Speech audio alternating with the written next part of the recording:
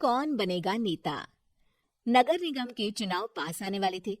पूरे कानपुर शहर में टिकट को लेकर मारामारी शुरू थी, लेकिन सबसे ज्यादा चर्चा में वार्ड नंबर 40 की सीट थी। वो इसलिए क्योंकि इस बार वहां की सीट महिला के लिए आरक्षित थी। अब सवाल ये था कि चुनाव लड़ेगा कौन। इससे पहले ठाकुर साहब वहां से पार्षद थे और इस बार उन्होंने अपनी पत्नी सीमा ठाकुर को टिकट दिलवाई और ठाकुर साहब की शान के कारण सीमा जी ने 20,000 वोटों से चुनाव जीत लिया। अरे बधाई हो सीमा भाभी, अब तो आप वार्ड की पार्षद बन गई हैं। अब तो हमारे काम आप ही करवाएंगी। अरे यह तो सिर्फ नाम की पार्षद बनी है, वो तो महिला सीट आ गई, वरना पार्षद तो मुझे ही बनना था। अब भले ही चेहरा इसका होगा, लेकिन पावर तो मेरी ही होगी।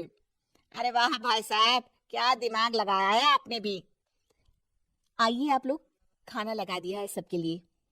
सीमा जी पार्षद बन चुकी थी, फिर भी उनकी एक ना चलती।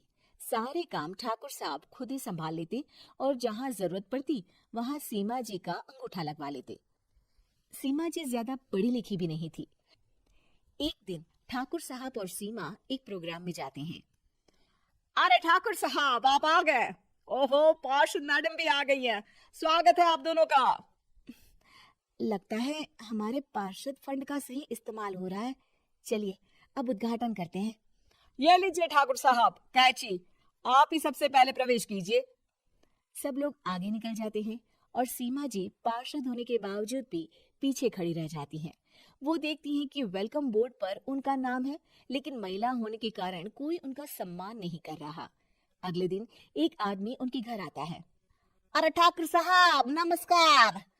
कल ना हम नोटिस किए कि हमारा घर तो अवैध है और नगर निगम वाले उसे तोड़ने आ रहा है। अरे कुछ कीजिए ना ठाकुर साहब। देखो भाई, मैं तो ज्यादा कुछ कर नहीं सकता, पर अगर तुम सबकी जेब गर्म कर दो तो कुछ हो सकता है। कुल मिलाकर 4 लाख लगेंगे। अरे 4 लाख ठाकुर साहब? अरे भाई, मैं अपने लिए नहीं मांग रहा हूँ। दरोगा है, इंजीनियर बाबू है, बड़े साहब है, सबको देना पड़ता है ना थोड़ा थोड़ा। बोलो है मंजूर? तभी वहां अचानक सीमा जी आ जाती हैं। अरे ये आप क्या कर रहे हैं? पहले इन्हीं लोगों से तो आपने वोट मांगे, अब इनसे ही पैसे ले रहे हो। अरे चुप रहो तुम। तुम्हारा काम है सिर्फ अंगूठा लगाना, तुम वही किया करो। मुझे दूसरे काम तुम मत सिखाओ, समझी? और तुम ना जाओ, अब पैसे लेकर आओ, वरना जेसीबी किसी भी वक्त आती होगी। सब कुछ ऐसे ही चलते रहता है। एक दिन सीमा जी और ठाकुर साहब को एक लोकल मीटिंग में बुलाया जाता है। वहां पर कई और अधिकारी लोग भी मौजूद रहते हैं। अब मैं चाहूंगा कि ठाकुर साहब हमारे बीच 2 शब्द कहें। मेरे प्यारे भाइयों और बहनों, आज मेरा सौभाग्य है कि मैं आप सबकी सेवा दिन रात कर पा रहा हूँ।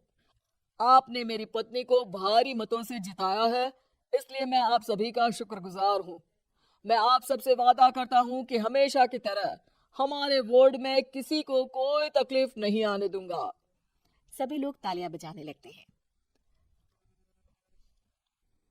अब मैं माननीय पार्षद मैडम को स्टेज पे बुलाना चाहूंगा। अपने नाम को बुलाया सुनकर सीमा जी एकदम चौंक जाती है। उन्हें बिल्कुल उम्मीद नहीं थी कि इतनी बड़ी जगह उन्हें मंच पर बुलाया जाएगा। जैसे तैसे वो मंच पर चढ़ती हैं।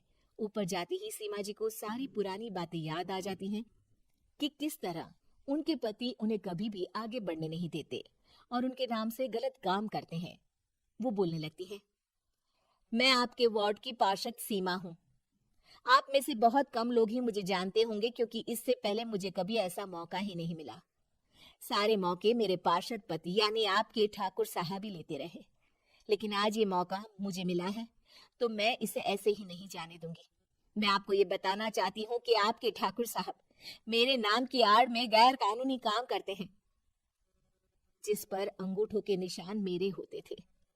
इसीलिए मैं अपनी गलती मानती हूँ और आज अपने पद से इस्तीफा देती हूँ, ताकि आगे से कोई गलत काम ना हो पाए। अब फैसला आप सबके हाथ में है कि आप हमें क्या सजा देना चाहते हैं। सीमा जी की बातें सुनकर ठाकुर साहब के चेहरे का रंग उड़ जाता है और वो शर्म से मुंह नीचा करके वहां से चले जाते हैं और पद से इस्तीफा देकर ही सही सीमा जी अपने आप में आत्मविश्वास महसूस करती हैं।